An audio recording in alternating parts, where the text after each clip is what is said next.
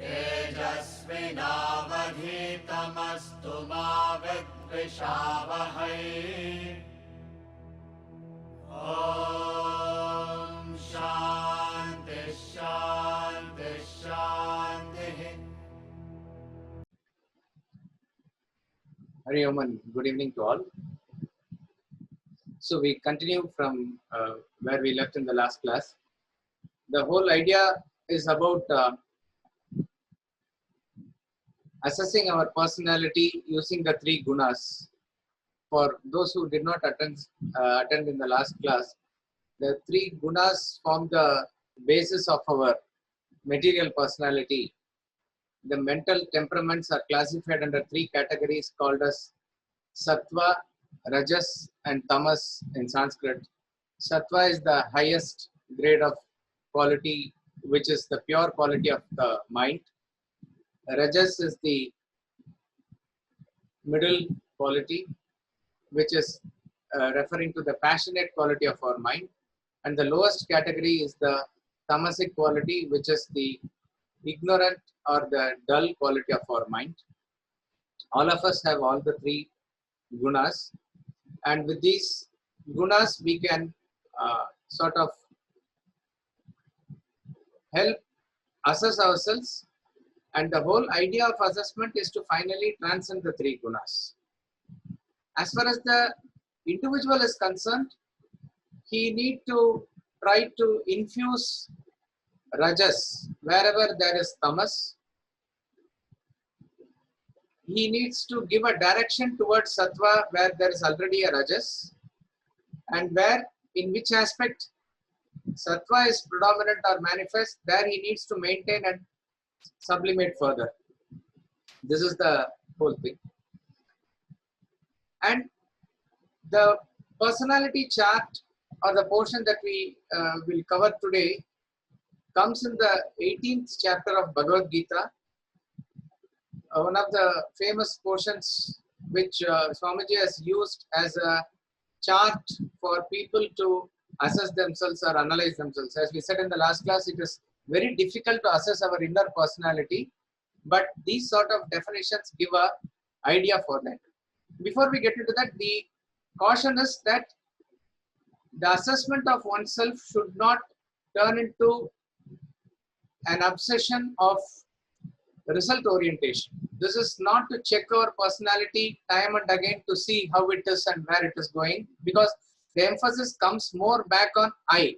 How am I doing? What am I progressing about? All this I comes again and again, which is not as the purpose of our assessment. The whole purpose of spirituality and going ahead is to drop that I. But from time to time, I'm saying on an arbitrary basis, maybe once in 6 months, once in a year, we can revisit and try to see the chart for ourselves as to whether we have made specific progress in certain areas where we have found a weakness or something like that. To that extent, we can use this chart for assessing ourselves. So it is like a quality check or a quality control in a factory, where you test the output against certain quality control so that you know where it is to be corrected inside. For that purpose, it has to be done. So this is where we concluded in the last class that there are 6 components for assessing ourselves. Of course, the 7th one is what is beyond the action, which is renunciation. There are 3 essential components of action, which you see on the left hand side. The actor, he is the main person. That actor has the knowledge. And when that knowledge is put into action, what comes out is the action. So we gave the example of a pot maker or a potter. The potter is there and he has the knowledge of pot making. When he applies that knowledge into action, what comes out is the pot as a result of his action. The knowledge is dependent on the strength of the intellect. So knowledge and intellect are mapped together, or they are connected. The success of the action is dependent on the steadfastness or the consistency with which you carry out the action,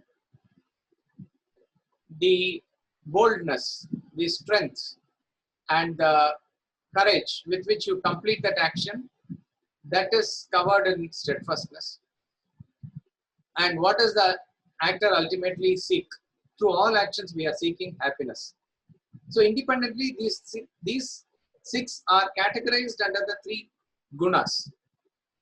In all of this, remember, it is the Sattvic aspect of it, which is the real aspect of it. In other words, Sattvic knowledge is the real knowledge. Sattvic action is the real action.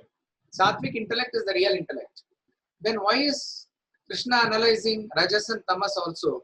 It is to correct our misconceptions. We may consider certain things to be what it is and we are quite complacent and happy about it. He says, no, this type of thing belongs under the Rajasic category and this type of thing belongs under the Tamasic category. So as to understand if they are manifest or how much they are manifest in our personality also. So in all the definitions you will find Sattva is the real thing. And what is interesting to find in this analysis as we go along, you will see is that Rajasic definition of every component or every aspect is usually the opposite of Sattvic. Usually the opposite of Sattvic. And Tamas belongs to a different category altogether. It is completely gone off in a tangent somewhere else. So this is a very interesting thing that we can see in this analysis. So we begin with knowledge. Sattvic knowledge. In all these things, definition of Sattva is difficult to understand because Rajas and Tamas mostly we practice. We know what it is, we can relate to it. Sattva we need to understand particularly the knowledge aspect of it. It is, the definition is given at the highest level. We can even tone it down to maybe apply it at the relative level also. Sattvic knowledge is that knowledge by which one sees the indestructible reality in all beings. See, here the knowledge has to be understood as not some bookish knowledge. All of us know, having attended few classes of Vedanta or those who have been regular at it for years also, that we know that the Atma in all of us is one and the same. It is the infinite power. And for those who have not heard, if you hear this now, you know it. But it is not the question of I know it now. Swamiji used to say, our teacher, during the first couple of courses in the academy, when they were taught this knowledge and they were asked to prepare a chart for themselves, either they can submit it to the master also for consulting, or ideally you must prepare for yourself also. Many of the students, for the percentages, which we will say at the end of the chart, we will say, they put around 98 or 99% Sattvic knowledge. And for the, because all the three gunas have to coexist, they put 1% Rajas and 1% Tamas. Otherwise, they all said we have 100% Sattvic knowledge. So then Swamiji said, it shows your modesty that you have put 1%, but it doesn't count like that. It is not the bookish knowledge that you have now that it translates itself into Sattvic knowledge. What it means is the internal perception. That is what is the knowledge. See, for example, when you see a person, what really in him strikes you, that is coming out of your internal knowledge. In the example that is given here, do you see waves or do you see them as ocean? Okay, a lady goes to the jewelry shop. She wants to buy a bangle, but the shopkeeper says he has only necklace, so she is not interested. She wants to buy a ring. He says he has got only anklet. She is not interested. For her, the anklet is different, the bangle is different. Obviously, the name, the form, the purpose, the utility, all are different there. And the necklace is different and the ring is different. Fine. But assume a thief comes into that shop at the night. Will he see bangle and gold and anklet and ring as different, or will he see everything as one entity called gold? So the thief's vision is equivalent of Sattvic knowledge. I mean, don't misunderstand me. What it means is a person who is able to see the core material by X-raying it through the outward names and forms. He is said to have developed Sattvic knowledge. When you when a person meets another person, let's say an Indian meets another Indian in a foreign country, what is it that immediately that you would like to ask him, or what is it that immediately strikes you? Are you from North India or South India? Are you from, if he says he's from Bengal, okay, are you from this side of the, what you call this here, Padma River, or that side of the Padma River, meaning East Bengal or West Bengal? Or if it is here, which community or which caste? So each and every chance that there is for seeing a unified vision, we are seeing the differentiations and demarcations. Instead of seeing the ocean, we see the waves, the foam, the bubbles, everything that comes along with it. That is what which first strikes us. Even as we are studying Vedanta here, are we able to relate to each other first as students of Vedanta? What is it that is coming out of you which you visualize in others? That will determine the level of Sattvic knowledge that you have. And where does it come from? It comes from the depth of your personality which you identify with. If I am by and large, let us say, an emotional personality identifying with my family, I see that oneness in my family. I will be able to serve and sacrifice for them. But when it comes to my neighbor or others, it is their family and my family. There is a difference and demarcation which comes forth. Obviously, at the intellect level, you know, everybody is Atma, everybody is God, everybody is the infinite power, all that is there here. But what is it that comes out of me naturally at the present level that I am operating determines my Sattvic knowledge. So Sattvic knowledge is that which sees unity in diversity. It sees tree as a whole, not as branches, leaves and flowers and various things. Though they are there, it is not that that person is blind to that, but his perception is tree as a whole. Each and every aspect of it is tree. With that aspect, he is able to enjoy every part also. So part doesn't come in the beginning, it is the whole that comes in the beginning. That is the depth of perception that he has in Sattvic knowledge. Relatively, you ought to develop Sattvic knowledge to see permanent, more permanent things in life. Even, let's say, relationship is more permanent than money. To that extent, I'm saying. To that extent, for you to see, you need to develop that inner perception that comes out of knowledge of the self. Know where it comes from. It doesn't, from tomorrow onwards, I'll try to see the neighbor as myself. It doesn't work that way. It has to come out of your establishment in the depth of your personality by reflecting over the knowledge of the self, to the extent that you get established in that thought that I am the self.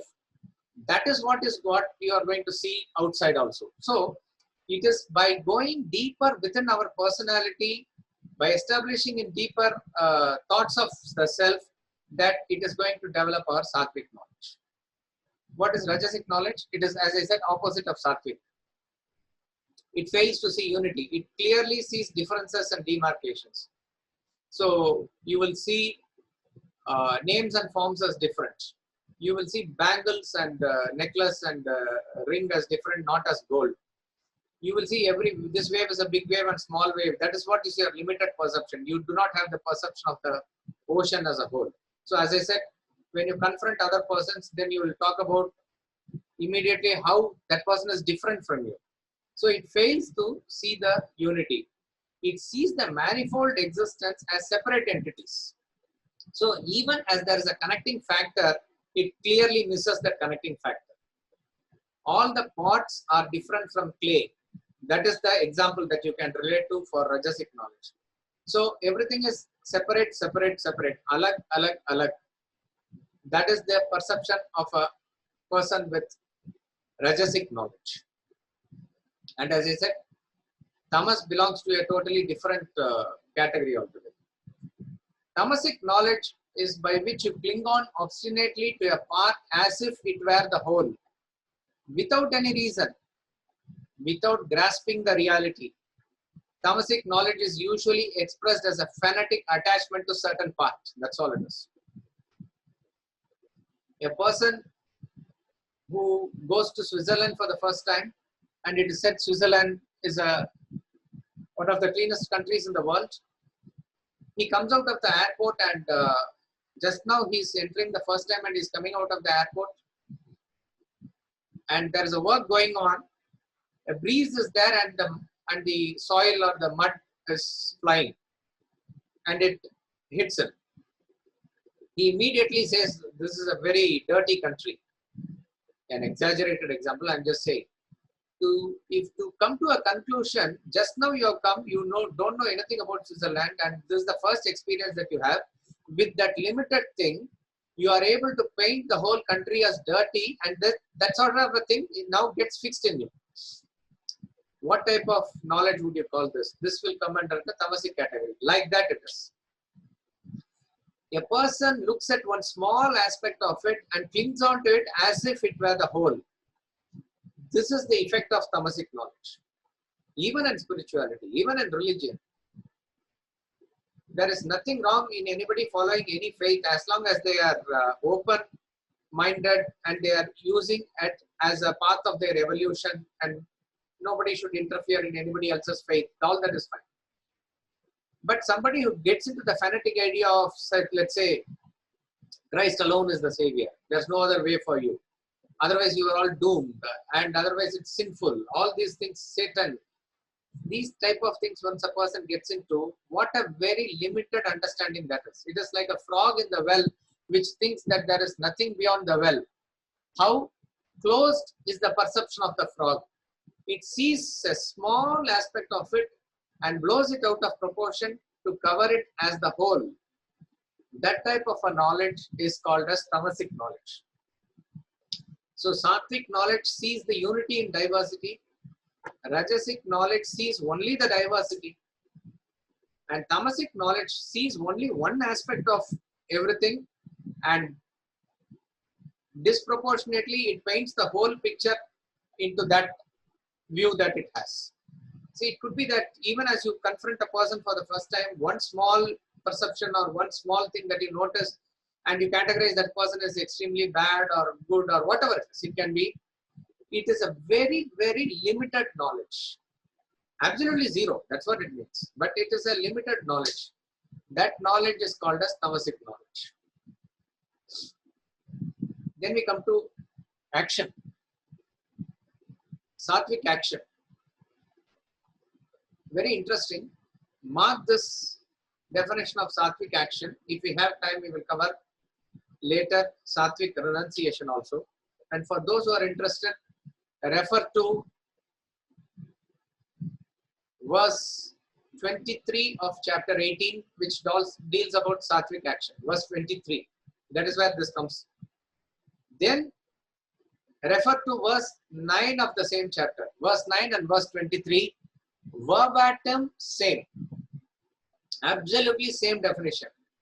What is interesting is, verse 23 talks about Sattvic action. Verse 9 talks about Sattvic renunciation. Very, very interesting. We'll talk about it when we come to renunciation. Because we consider both of them to be opposite. Because action is doing action and renunciation is running away from action, getting out of action. But the definition by Krishna is very emphatic and he has not made a mistake. The definition is same for both. What is Sattvic action? Sattvic action is when you perform your obligatory duty. You have to do what you ought to do. It is not based on what you like or what you dislike. And what you ought to do is based on what is the purpose and what is the definition of your role and goal in life, irrespective of whether I like it or not. What is my duty? See, for example, I do not know, honestly, because I'm looking at the chart here and a couple of windows here. I do not know how many are here. Whether one person is sitting, 100 persons are sitting, or 10 or 50, I do not know. If there is a commitment that this class has to be taken, but somehow I don't like to take class because there are no people, or I am feeling not well, or all those things. That is acting on the basis of my like or dislike. But having committed to something, it is your duty to perform it, whether you like it or not. You may like it also, you may not like it also, but that is not the basis on which you undertake an action. You undertake the action because that is the right thing to do. And how do you determine what is the right thing to do? Okay, that is a separate class by itself. But in general, you can say, according to the level of the stage of life that you undergo now, and according to your Swadharma and the Varna that you belong to, we talked about Varna in that. So that will determine what are the duties. For example, duty of a student is different, a duty of a householder is different, a duty of a renunciate is different. A duty of a person who is teaching is different, a duty of a person who is a warrior is different. Like that. It involves various other things. But by and large, with your intellect, when you develop, you will know what your action is. So when you do based on that action, what ought to be done, and not influenced by your like or dislike, that becomes Sattvic action. Initially, you may not like to do your duty, yet you will force to do yourself. But in the long run, you will definitely enjoy doing it, and it will become part of your life also.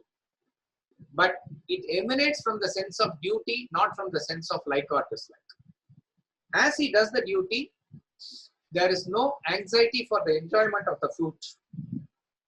He is happy doing the action. The action is done for the sake of action, that it leads to the goal. That's all.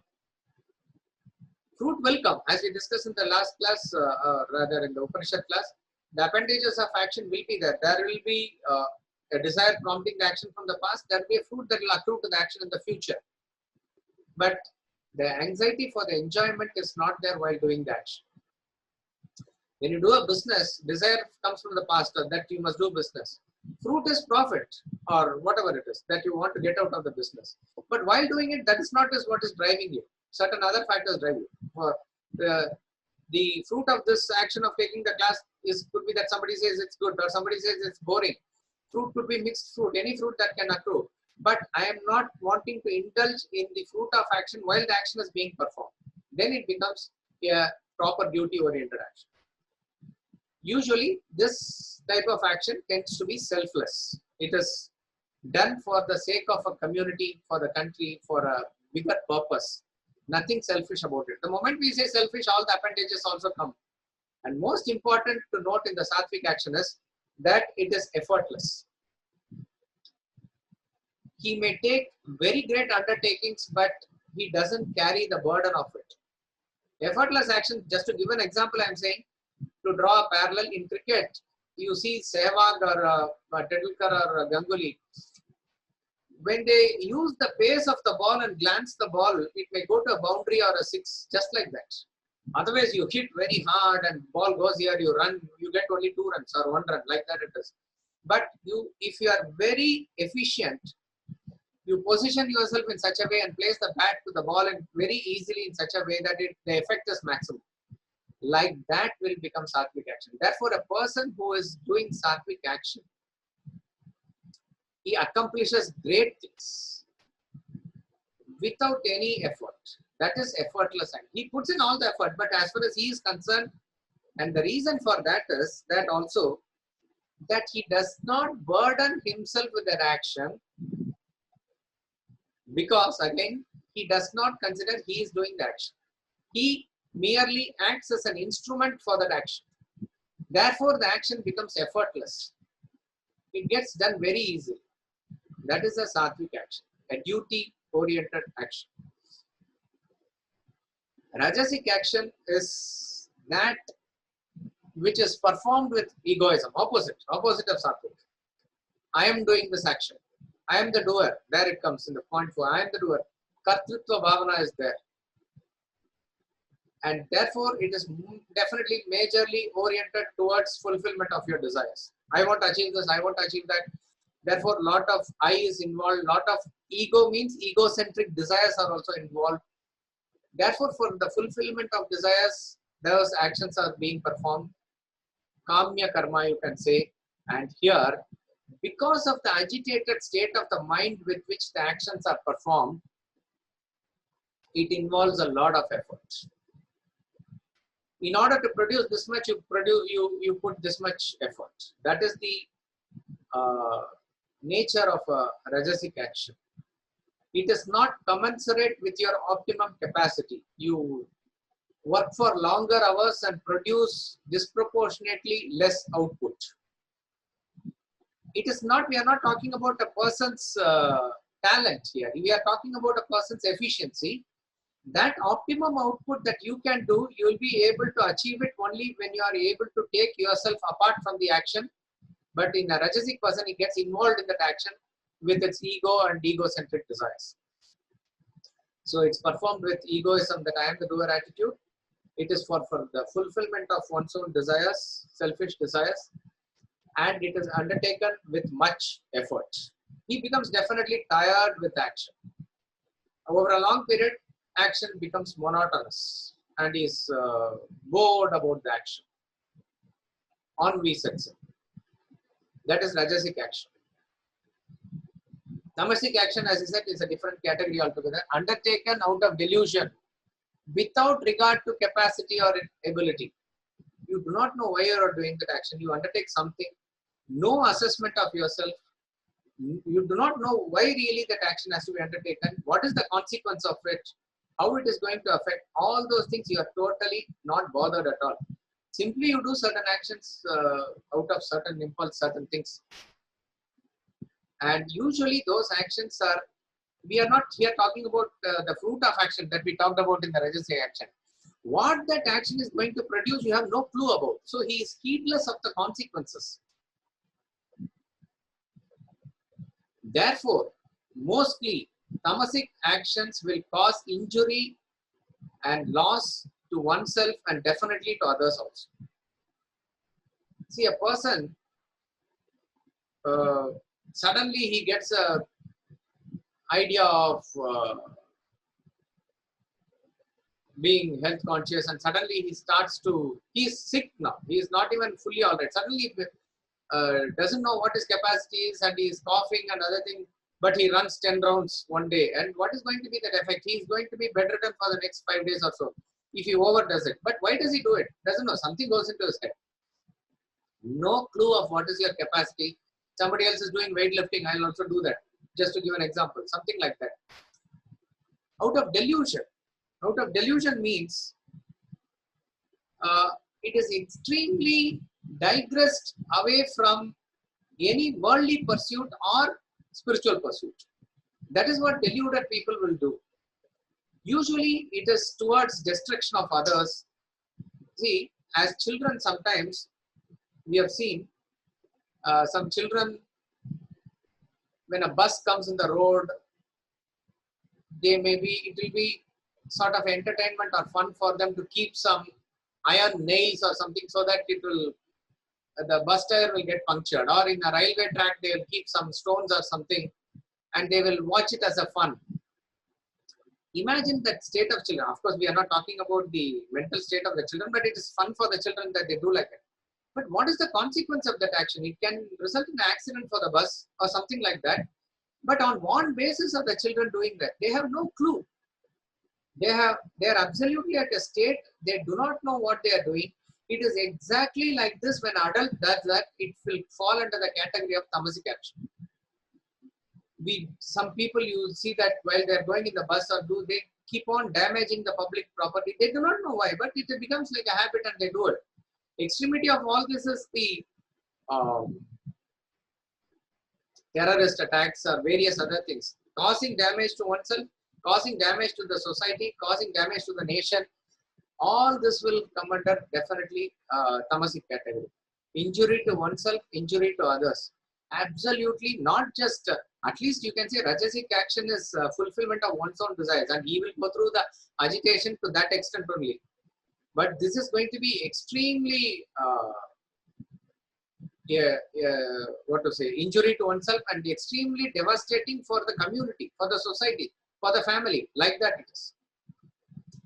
A person who even undertakes kick, because of kick, he undertakes drugs, activity of drugs, alcohol, all these things. What do you classify as? No clue. Whether it has a taste, whether he enjoys, but somebody says or somebody sees a friend and does something without understanding the consequence of all these things, and it is going to ultimately affect him.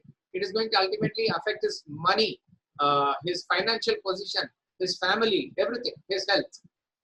All this will come under Tamasic actions. So obligatory duty is Sattvic action.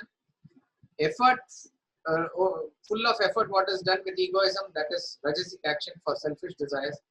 And a delusory action without an idea of what it produces as consequences of Tamasic action, which will cause injury. Then we go into the person who is doing the action, who is the actor. It is oriented and closely mapped with the action only. A Sattvic actor is not egoistic. He is free from attachment to work. Very important.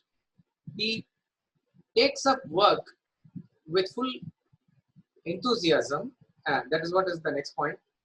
He is very duty oriented, but he does not take it like a burden because of the attachment to work.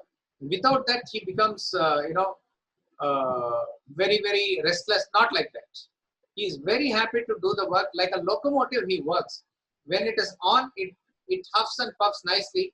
When the work is over, he is completely relaxed. Like that it is. So this can happen. Otherwise, that appendages to action you carry after the action also. So while at work, he is at work free from attachment. Definitely, whether it is the past desire or the future fruit, he is completely cut off from all those things. And most important point to note here is the point 3. Dhriti utsaha samanvitaha, says the verse. Dhriti, 2 qualities that a Sattvic actor carries is Dhriti and utsaha. This you can test yourself with. All this is given for us to test how much of this we have. Firmness is the quality with which a person carries out till the very end. He undertakes something means he will finish it and then only he will rest. That sort of a thing. And as he is doing, he is cheerful. He is enthusiastic. He looks forward to Monday mornings. He doesn't say, thank God it's Friday, in the normal sense that people use. They look forward to Friday evenings because they are free from work and they are burdened by work. They want to get out of work and they want to relax in the weekend. But this is a person who is enthusiastic about work. Both these things, firmness and cheer, will come only when you are inspired by an ideal or a goal.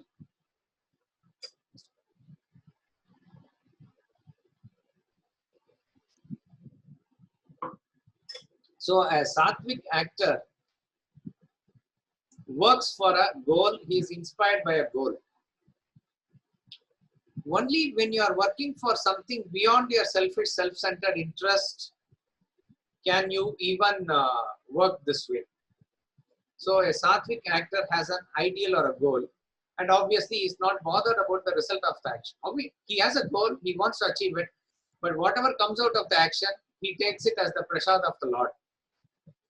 Sometimes certain things can be out of his control and certain undesirable result may come. He is not bothered about it. When desirable fruit comes also, he is okay with it because his joy is in doing the action, not out of the fruit of the action. Rajasic actor is, yes, the opposite of it. Very impassioned, therefore very attached to action. I want to do this, I want to do that, that sort of a clinging attachment. And that is because also that he craves for the fruit of the action. What is going to come out of the action, that is what is really the motivating factor. So he is always craving, because of which he becomes greedy. I want this more. Okay, you want to have your own house. I want a bigger car. I want money. I want this. I want more and more money. You do not know and you get caught up in the acceleration of the action itself. So he becomes greedy. When he becomes greedy, he wants to achieve whatever he wants to achieve at all costs.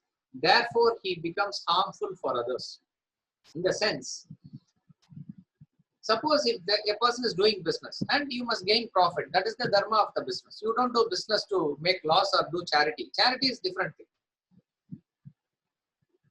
But somehow you are caught up in making profit. Therefore, you employ unethical means to business to cut others' competition or to do something harmful to others for enhancing your own profit. That is what it means, harmful. Because when the greed and desire takes over, he doesn't know and he sorts of breaks rules. He's okay with cheating, he does all those things. And his basic disposition becomes impure. It is nowhere does he, beyond a point, get anything that he wants to do good to others, and the selfishness takes over, and therefore it is centered around me, myself, maximum my family. That's about all. So it tends to not have any pure disposition. And definitely that person is like a feather in a summer breeze, moved by joy and sorrow. When a favorable result comes, it reacts with your like and gives a joy. When an unfavorable result comes, it will give a sorrow. With joy, he will jump up. With sorrow, he will sink down. He is a very, very moody person. He goes up and down. He is, as I said, like a feather in a summer breeze. That is a Rajasic actor. So the personality is impassioned, craving for fruit, greedy, harmful, impure, and moved by joy and sorrow. If you extend this to a very extremity, you will find the Tamasic category of a person. First and foremost thing is he is digressing from the inner self, meaning he is a person who goes in the opposite direction. Sattvic person's direction is upwards. Rajasic person is circling in the middle in the worldly achievements. Tamasic person goes down. He is pursuing something. Pursuing means whatever he is wanting is totally opposed to any person's thought itself. In other words, doesn't have even normal worldly desires or anything. Something else he is pursuing. I mean, he doesn't know that he is pursuing that also. That's the point. We discussed that the problem of tamas is ignorance of ignorance. He doesn't know it. So he is completely digressed away from the self and he is going in the opposite direction. He is extremely ayukta prakrita stabdaha. This verse you need to by heart actually. All the qualities are beautifully given in one verse, 28th verse I think of chapter 18. Ayuktaha, digressed away from inner self. Prakritaha. Prakritaha means very, very base natured person. Vulgar. Vulgar in thought, word and deed. There are certain persons in whom if they open the mouth, certain words will come very easily. It will flow. We should not say like Ganga, but it flows like that. And very vulgar in his expressions, very vulgar in his actions. In words, obviously. Stabdaha. Very stubborn. Pig-headed.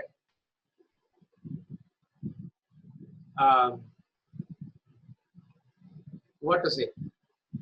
He holds on to something which you cannot make him change here or there. Big-headed, stubborn, very wicked, extremely malicious. Shata.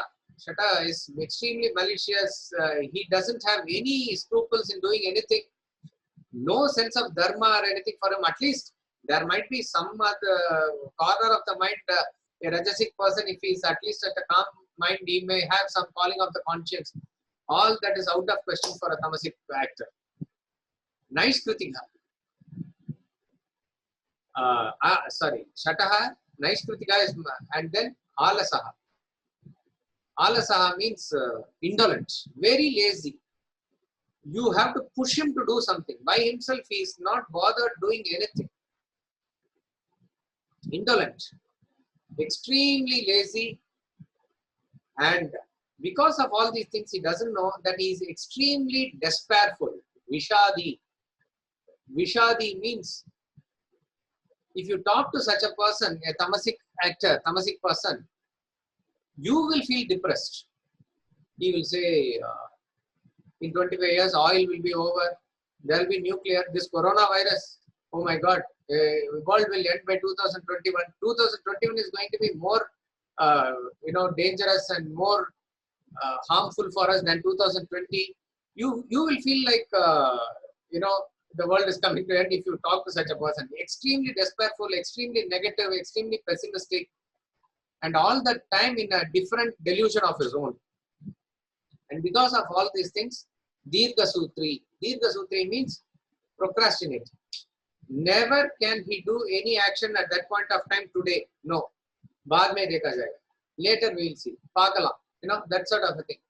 That always he will say that let's see tomorrow. Anything, even if others want to do good for him also. Why don't you join me for a walk tomorrow? Let the rainy season be over. Then we will start. Something like that he will say. Always procrastinating. So these are the things. These are very clear points for us to see in which way tamas aspect in us is. As I said, you need to give percentage. It could be that you have 50% tamas or 40% tamas, whatever it is. Which aspect of the tamasic actor is manifesting in you?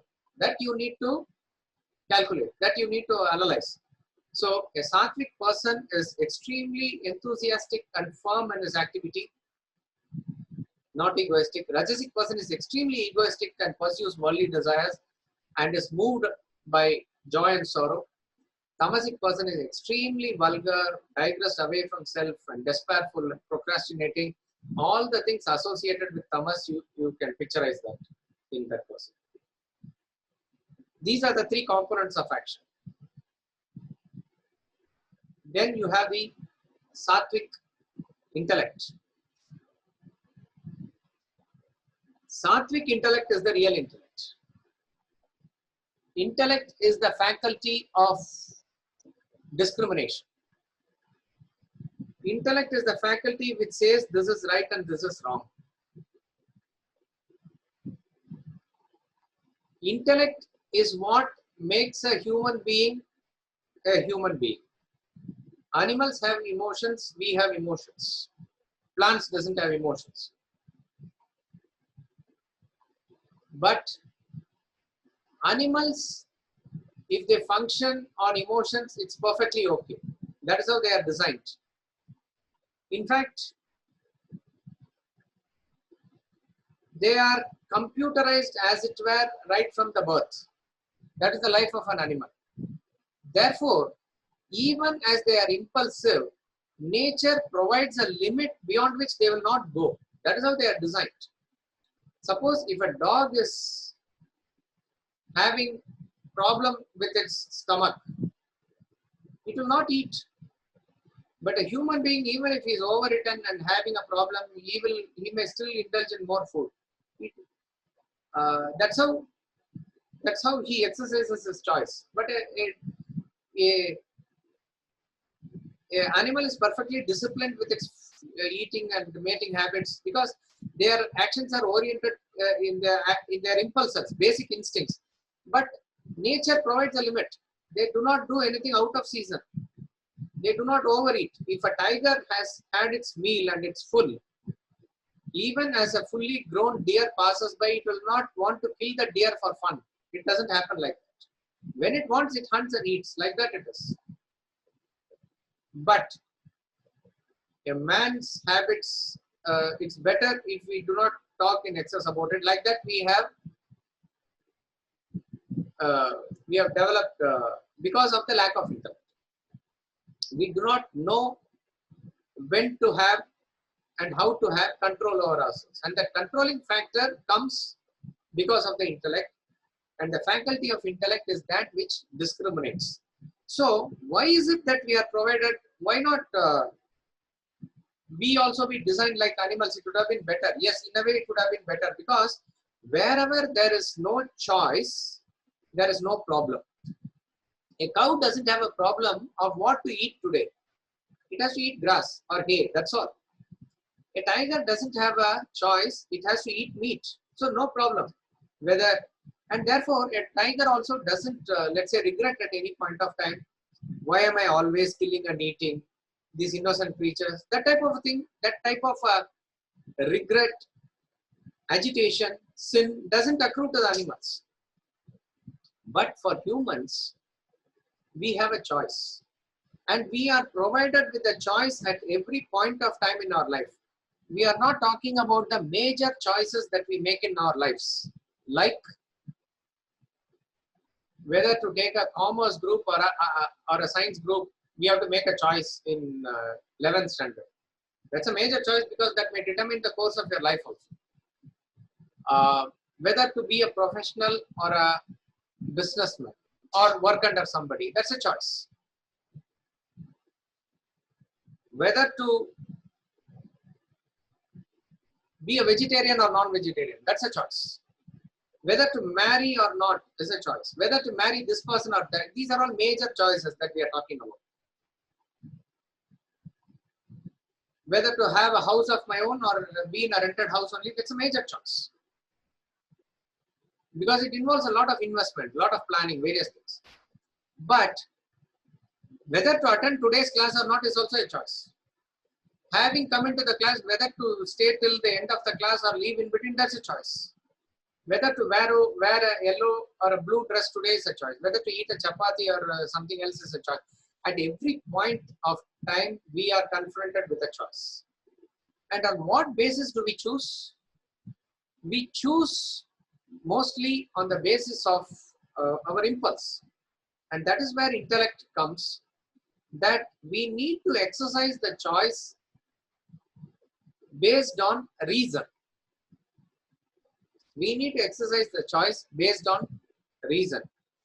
And why has sort of God or nature has provided with this? It's a very interesting analysis. We are digressing away, but it's an interesting explanation given. Human being is considered the highest in the rung of evolution.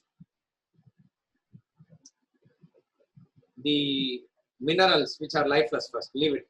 Plants, then various categories of animals. Even in animals there are insects and reptiles and fish and then birds and then animals. Even in animals there are gradations. And at the top of it all comes the human beings as a sort of the most perfected creature. So in the process of evolution, what happens is, when a child is there, the needs of the child are taken care by the parent and the child can live carefree life. It is not bothered about anything. The father is going to spend for the child. The father is going to take care of its needs. The child can be happy, and the father also draws a line that you cannot digress here or there. So child has to follow the father. That's all. That is like the animal's life. When the child grows into an adult, the father sorts of makes him independent, gives him a checkbook or money in the bank, or makes him sort of independent, and he says, now it is up to you to lead your life. You have to struggle and decide for yourself. So if he has been provided with everything, but if he is not careful, he is going to exhaust his existing resources and become bankrupt also. Or if he is intelligent, he can maintain this. If he is more intelligent, he can add to his wealth also. All this capacity and choice is given for an adult. Exactly like that, as it were, in the process of evolution, having gone through all the lower births and come up to the level of a human being, nature has bestowed us with this thing. I have been hand-holding you for so long. From now on, I leave it to you by yourself, because you have grown up now. You have evolved. But I am giving you the faculty now of the intellect, with which you can decide your own course of action. So it is not better to be an animal.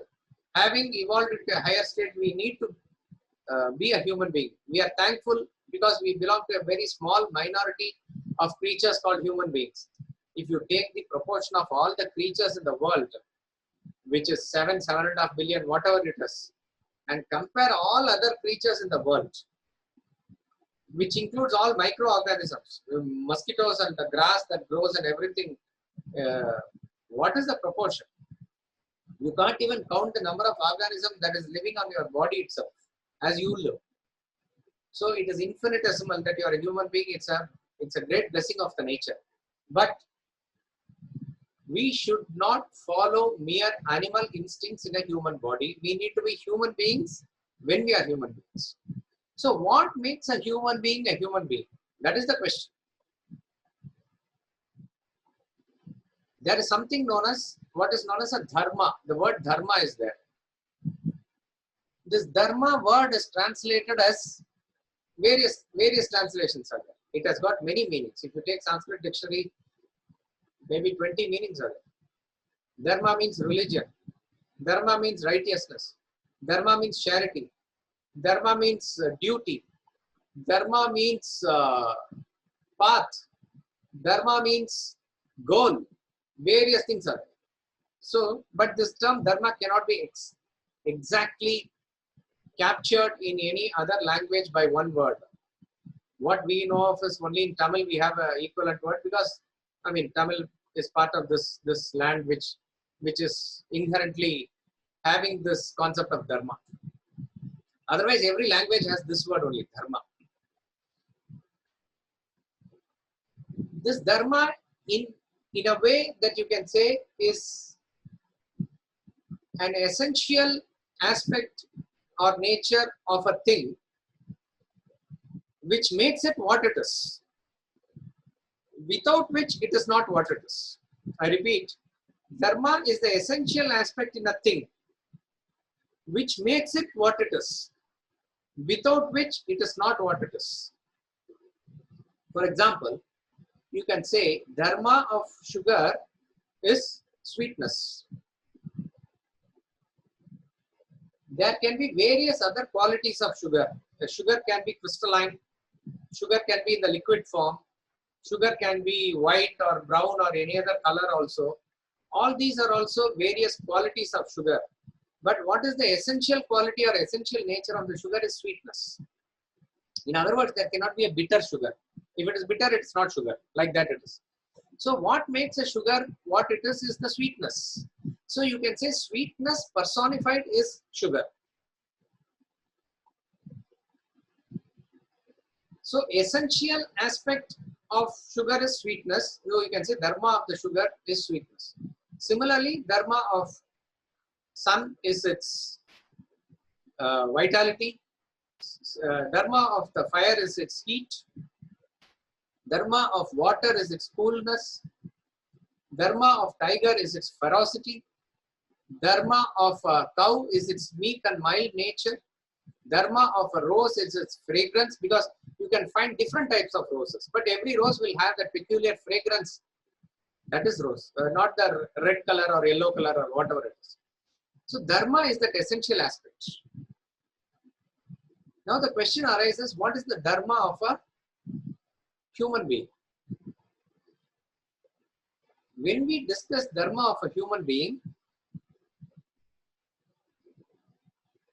from Vedantic angle, we talk about the ultimate dharma. Ultimate dharma is the Atma or the self within you. And that we say is the essential nature of every human being. Whether you know it or not, whether you agree it or not, whether you are African, American, Indian or a Japanese, whether you are a man or a woman, you are essentially the self. You are that infinite self is the grandest declaration of Vedanta. So that you can call is the nature. But then a question may arise, this is the nature of every being. Even for a tiger, it is essentially the self. Even a cow, it is essentially the self. But why do we say this only for a human being? We say this only for a human being because only human being has the potential to realize the self in this lifetime. No other creature can even think of it. No other creature can think of an existence of God beyond its mundane existence. They live instinctively, that's all. You cannot go to a tiger and ask, what is your future plan? It doesn't have a future plan. It has to eat, it has to sleep, it has to mate. That's all it is. Plan is well laid, that's all it is. It has to grow, it has to die, that's all. But a human being life is not like that. When he goes into that question, ultimately, even an atheist has a subtle intellect which can conceive a God. He may reject it. But is there a life beyond my material mundane existence? At least this question can come for a human being. So therefore, when the question comes and he goes into the answer, the potential of understanding the essential nature of the self is there within the human being. Therefore, we identify self as the dharma of a human being. This is from absolute point of view. So the expression of the self can come out fully in a human form And you see that in a self-realized master, whether it is Shankaracharya or Ramatirtha, you say, and they also declare self is your essential nature and it is universal. They say that potential is there within you also to realize the self. But we are not talking about that. This is at this extreme. Other extreme is what we know as Swadharma. One is that ultimate dharma, which is the self. Another is Swadharma, which is your immediate nature. Swadharma is different from person to person, or it may be same for a small group of persons. Swadharma is the immediate nature which is determining your vocation. We talked about Varna in the last class. It essentially correlates with that. What is it that you are inclined to? What is it that you are interested in? What is your nature which can easily manifest? For example, somebody, it is studying, researching, teaching.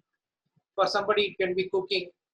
For somebody, it is like a family-oriented life. When I say somebody, that can be a part of majority of people also. Somebody can be inclined to singing, musical instruments, cricket. You can say Tendulkar's Swadharma is cricket, very much visible. Somebody else's Swadharma is politics. He can very naturally take to something like duck to water. So, what to say, closely linked with it, because there is a natural expression for him that comes out because of the pent-up energy, because of your past prarabdha karma that is all there. That which, when it manifests, which should majorly help you choose your vocation and the field of activity, is called as Swadharma. So Swadharma, Krishna is telling Arjuna, Swadharme Nidanam Shaya. Arjuna, being a warrior, being a Kshatriya, his Swadharma is to govern, to rule, to fight. And therefore he says, running away and doing meditation is not your Swadharma. You better fight this war, a righteous war. Even if you die here, it's good for you. So like that, each and every person has to find out their Swadharma. That's not the topic here. So we talk about Dharma from the absolute stance, which is the self, which is the infinite Atman. We talk about Swadharma, which is very individual specific, which is close to you, which is you have to find out, which is your nature, vasanas, whatever it is, karma. But we are now trying to understand, I am still not deviated from the original topic, which is the intellect here. What is the dharma of a human being? That is what we need to understand, which probably will continue in the next class, and that is related to intellect. That is what I am coming to. We'll continue with the personality chart in the next class. If there are any questions, you can unmute and ask. So we were listening to a lecture of Swamiji's in e-learning, Okay. where he mentioned apprehension precedes non-apprehension. Right. So can you just explain this point a little more? Does apprehension, does it not mean understanding? Does it just mean existence? It is, in fact, but okay, you have brought in the highest concept of apprehension and non-apprehension when you're dealing with Swadharma. Doesn't matter, because when I answer this, others may not be able to follow. Relate. Yeah, relate to, but it doesn't matter. Since you asked, I'll quickly say, Swami Ramatirtha makes a statement, perception comes before conception, he says. It's a very deep statement for you to think about. So what it means is, what you said is right, that it is the existence which strikes in you, and therefore he says apprehension comes before non-apprehension, because there is something and you are trying to perceive it, but unfortunately you are not understanding it as it is, right? So Right. then there is a non-apprehension. In that sense, it is correct. Okay. Right. Yes, Kishoresh. So I was telling, can we summarize that the dharma of a human being is to be a sattvic? Sattvic is the dharma of a human being, to be sattvic. Yeah, we have to not just, in a way, what you say may be related to, but the point is, it is a very generalized statement. So what exactly is the dharma of you? Just as you say, dharma of a tiger is ferocity, dharma of rose is fragrance, and dharma of sun is vitality. can we point out to something very specific? Sattvic is a very general term, which is correct. But that does not mean that a person, in what category would you, so how much of sattva? Would you say a person having 65% sattva is a dharmic person or something like that? So that is very generalized way of understanding. We need to be more specific. Think about it. We will continue within the next slide. As I said, it is not very difficult. It is related to intellect. Yeah. Swami, this is Rajita. Yes, Rajita. Question. One thing, we haven't yet come to it, right? We haven't come to steadfastness. Yeah, we haven't come to steadfastness. It will be covered in probably in the next class. After intellect comes steadfastness. Right. I wanted to ask about that. Anyway, what I want to say is when I'm trying to make the chart for myself, many things overlap. And like if I'm thinking of Jnanam, now Jnanam, there are some things we know, but unless it flows into action, it means we don't really know inside. And similarly, intellect, if you have the Jnanam, and if you're then able to put it into action, that means you're discriminating between Dharma and Adharma, right and wrong. So they're also connected. Correct, correct. So then, like, very often, and the other thing was, when we are making the chart and giving ourselves percentages, say the total percentage of all the knowledge, Sattvic, Tamasic, and Rajasic, should come to 100. Correct. That is also a problem for me. Supposing I find everywhere, because that's why it came to steadfastness. Sattvic steadfastness is low. Rajasic steadfastness is low. Tamasic steadfastness is low. Okay. See, I wanted to. Okay, I'll take this up in detail towards the end of the chart, because yeah, one basic point is it will not be too much skewed. In other words, a person cannot have 20% Sattvic knowledge and 80% Sattvic intellect. It will not be too much skewed like that. But there can be differences in analysis where, and the areas of our expression will differ from certain things, certain specific points. But how to probably analyze ourselves, I'll take in detail in the next class, if depending on time. We'll Can you hear me? Yeah, I can hear you. Okay, so I posted in chat, I think you missed it. What my question is, for non-living things also we have a dharma, like a dharma sweet of sugar is sweetness. Yeah. Now when we talk of individual person, we have Swadharma and Dharma both. What is it Swadharma and Dharma same for non-living thing, or they are different? Dharma is a term that we use for non-living beings. There's no question of Swadharma or anything. All that comes for Swadharma, in fact, comes for only human beings. We don't even talk about Swadharma for even animals or other creatures. So Dharma as a term that we use to understand that there is some essential nature embedded in everything. So in that sense, we liberally use it for non-living beings. So there's no question of Swadharma there. Thank you. Thank you. Very happy Ganesh Chaturthi to all.